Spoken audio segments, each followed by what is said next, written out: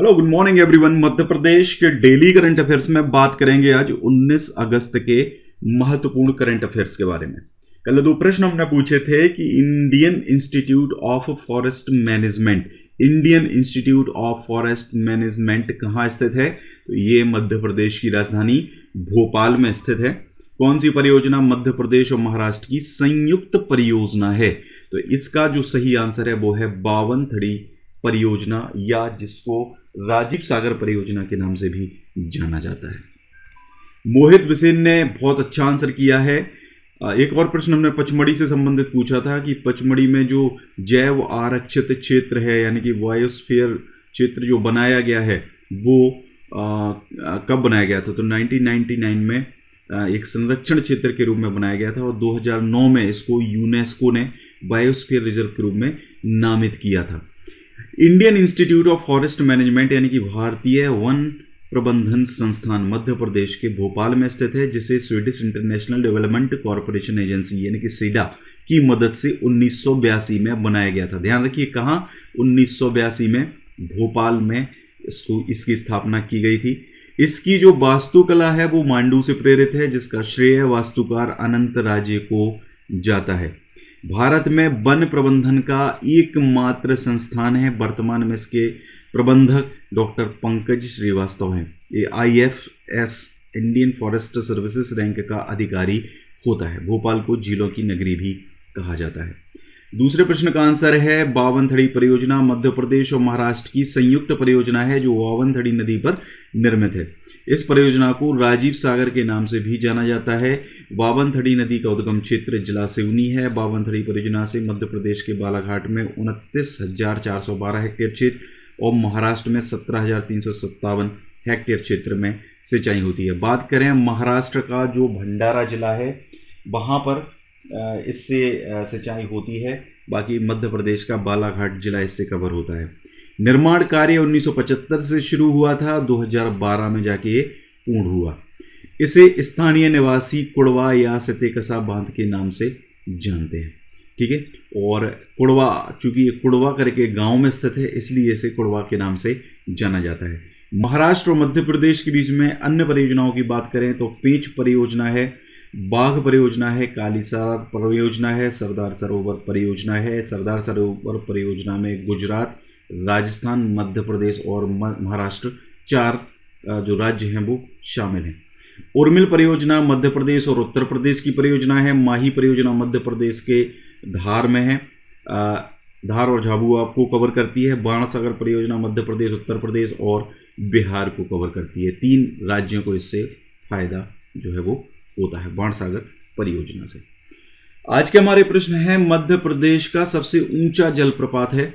दूसरा प्रश्न है निम्नलिखित में से किस राज्य को नर्मदा नदी का पानी नहीं मिल पाता है। ये आपको 2 क्वेश्चन कमेंट करके मुझे बताने हैं। चलिए स्टार्ट करते हैं। पहला जो प्रश्न है हमारा, हाल ही में बाबई कृषि फार्म को उद्यानिकी फसलें लेने के लिए प्रदेश के किसानों के प्रेरणा केंद्र की तरह विकसित करने के निर्देश किसने दिए हैं। तो देखिए, ये जो बाबई है आपका, बाबई कृषि फार्म, ये आपका कहाँ पर है, बाबई, आपको पता है बाबई है आपका होशंगाबाद में। ठीक है, और बाबई का जो कृषि फार्म है, इस कृषि फार्म को उद्यानिकी फसलों के लिए प्रदेश के किसानों के प्रेरणा केंद्र मतलब होता है कि इसको आइडियल बनाया जाएगा। ठीक है, ताकि दूसरे लोग यहाँ पे आके उनसे संबंधित चीज़ों को सीख सकें। तो उद्यानिकी एवं खाद्य प्रसंस्करण मंत्री हैं, उन्होंने इसको अभी हाल ही में एक जो जिसे कहते हैं एक विस्तृत योजना बनाने के इनको निर्देश दिए हैं अधिकारियों को, कार्य योजना पूरी तैयार करने के लिए। और ये उद्यानिकी एवं खाद्य प्रसंस्करण मंत्री हैं, स्वतंत्र प्रभार। इसके साथ साथ नर्मदा घाटी विकास मंत्री भी यही हैं, भारत सिंह कुशवाहा। ठीक है, तो इन्होंने अभी निर्देश इस तरीके के दिए हैं कि बाबई कृषि फार्म को उद्यानिकी विभाग द्वारा नए तरीके से विकसित किया जाए। ठीक है, तो ये याद रखिए। अगला प्रश्न है, हाल ही में किसने प्रदेश के शासकीय विद्यालयों के विद्यार्थियों द्वारा तैयार किए गए सुमधुर देशभक्ति गीत 3 रंग का झंडा प्यारा वीडियो का विमोचन किया है।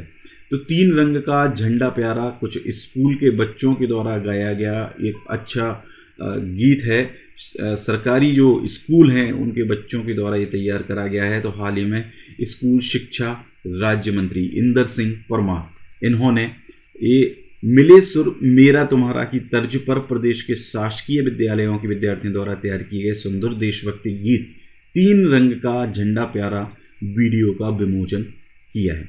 इस गीत को प्रदेश के लगभग 10 जिलों के 20 बच्चों ने गाया है और विद्यार्थियों ने सुमधुर आवाज में देशभक्ति एवं वीरों के बलिदान की महिमा का गुणगान इस वीडियो में किया हुआ है। ठीक है, तो ये वीडियो आप सर्च कर सकते हैं, गूगल पर सर्च करेंगे तो आपको फेसबुक की एक लिंक मिल जाएगी, वहां पर जाकर इस वीडियो को आप देख भी सकते हैं। अगला है मनरेगा योजना से संबंधित बहुत सारे फैक्ट्स आए हैं। देखिए, आपको अगर याद हो, पटवारी का अगर आप में से किसी ने एग्जाम दिया होगा तो मनरेगा से संबंधित बहुत सारे प्रश्न जो हैं वो पूछे गए थे।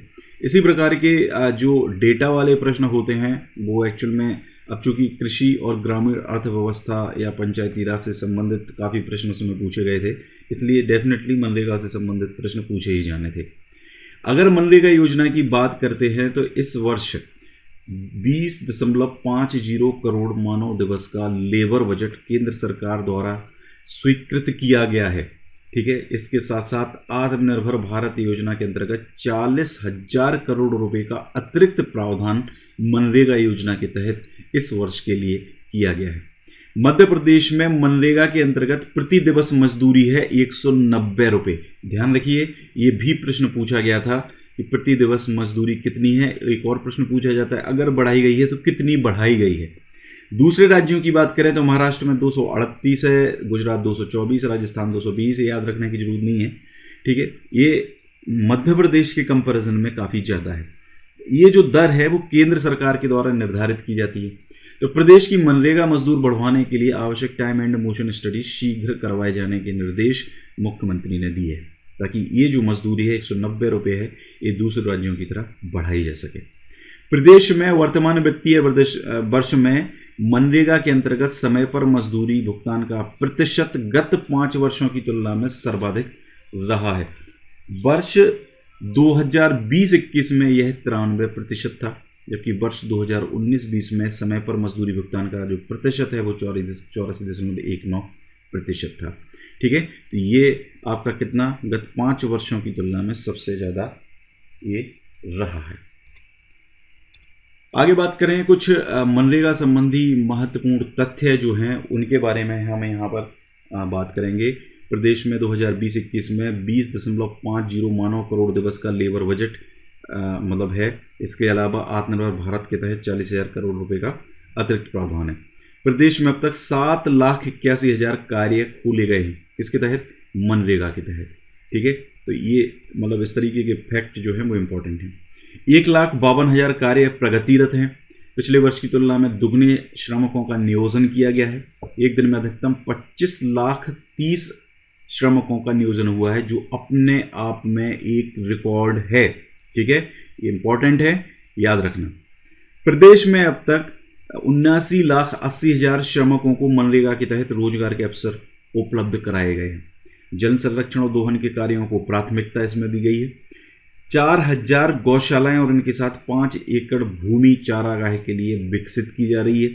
मानसून में भी श्रमिकों का अधिक से अधिक नियोजन हो, इस दृष्टि से कार्यों की प्लानिंग इस बार की गई है। 14.90 श्रमिकों को नवीन जॉब कार्ड उपलब्ध कराए गए हैं, जो पिछले 12 वर्षों में सर्वाधिक है। प्रत्येक जिले एवं विकासखंड स्तर पर रोजगार सूचना और सहायता केंद्र स्थापित किए गए हैं। प्रत्येक श्रमिक को निःशुल्क 2 मास्क देने की व्यवस्था की गई है। इस वित्तीय वर्ष में अब तक 13.82 करोड़ मानव दिवस सृजित किए जा चुके हैं। ठीक है, अब तक 2,889 करोड़ का भुगतान मजदूरी के रूप में किया गया है। ये जो डेटा है ये आपका अगस्त तक का डेटा है। ध्यान रखिए, 15 अगस्त तक का ये आपका डेटा रहेगा। ठीक है, तो अगर अभी कोई एग्जाम होता है, बाकी ये अगर अपडेट होता है तो जो क्वेश्चन है वो चेंज हो के आएगा। अगर ये अपडेट नहीं होता है तो आपसे डेट पूछी जाएगी 15 अगस्त तक या अगस्त तक कुल कितनी मजदूरी का भुगतान किया गया है, या कुल कितने काम किए गए हैं, या कितने करोड़ मानव दिवस सृजित किए गए।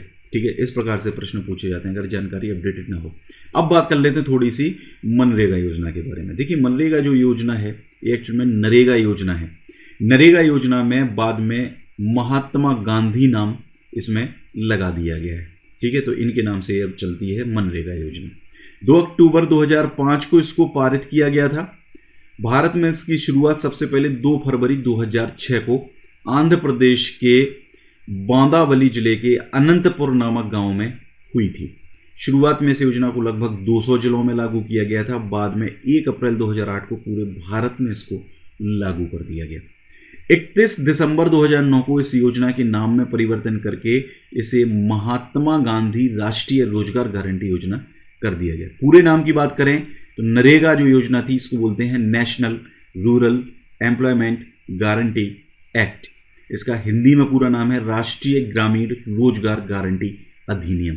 वर्तमान समय में इसका नाम नरेगा से मनरेगा कर दिया गया है। इसमें जी साइलेंट एक तरीके से आप मान सकते हैं, तो ये मनरेगा बन जाता है। मतलब MG इसके आगे लगा दिया, यानी कि महात्मा गांधी इसके आगे लगा दिया गया है। तो इस प्रकार से महात्मा गांधी राष्ट्रीय ग्रामीण रोजगार गारंटी अधिनियम बन गया है। तो ये थी मनरेगा से संबंधित पूरी आपकी जानकारी।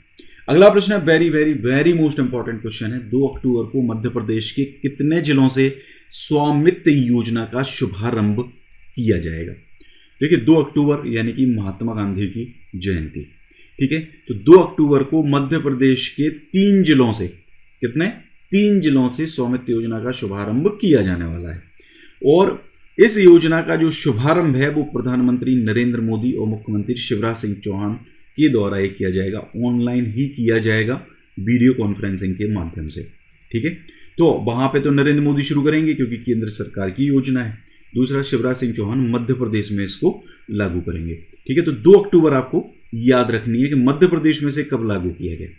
इस योजना में जो ग्रामीण क्षेत्रों की आबादी एरिया है उनमें निवासरत ऐसे लोग जिनके पास कोई मालिकाना दस्तावेज नहीं है, यानी वो जमीन पर रह रहे हैं, घर बना लिया है, सब कुछ है, लेकिन उनके पास दस्तावेज नहीं है और ना ही उनका राजस्व रिकॉर्ड में उल्लेख है, इनको जमीन का मालिकाना हक दिया जाएगा।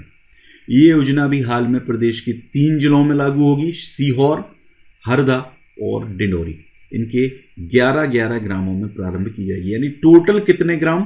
टोटल 33 ग्रामों में इसको स्टार्टिंग में लागू किया जाएगा प्रथम चरण में। ठीक है, इस योजना में गांव की संपत्तियों का रिकॉर्ड तैयार हो जाएगा। जैसे मैंने आपको बताया था कि डिजिटाइजेशन जो है वो किया जा रहा है सारे रिकॉर्ड का। ठीक है, हम पहले भी डिस्कस कर चुके हैं इसके बारे में। राजस्व परिवहन मंत्री कौन है? गोविंद सिंह राजपूत, जो कांग्रेस से भाजपा में आए हैं। इनके अनुसार प्रथम चरण में मध्य प्रदेश के 10 जिलों में से 10,000 गांव का सर्वे करने का लक्ष्य जो है वो सरकार के द्वारा रखा गया है। तो ये था आपका इससे संबंधित पूरा जीके। अगला प्रश्न है, हाल ही में मध्य प्रदेश के किस जिले में ऑटोमेटेड ड्राइविंग टेस्ट सेंटर का निर्माण किया गया है? तो ये ऑटोमेटेड ड्राइविंग टेस्ट सेंटर का जो निर्माण है मध्य प्रदेश की राजधानी भोपाल के अंदर किया गया है, क्षेत्रीय परिवहन कार्यालय में। ठीक है, इसका निर्माण कार्य पूरा हो चुका है, जो सितंबर 2020 से कार्य करना भी प्रारंभ कर देगा। इसके अलावा प्रदेश में संचालित होने वाली जो बसें हैं वो निर्धारित समय अनुसार संचालित हों, इसके लिए बसों में ट्रैकिंग सिस्टम के लिए कमांड कंट्रोल सेंटर की स्थापना भी की जा रही है। ठीक है, इससे प्रत्येक बस की जो लोकेशन है वो स्पष्ट हो सकेगी कि वह किस समय पर और कहाँ संचालित है। इससे आम जनता को समय पर बसों की सेवाएं उपलब्ध कराने में सहायता मिलेगी। तो ये भी परिवहन विभाग मध्य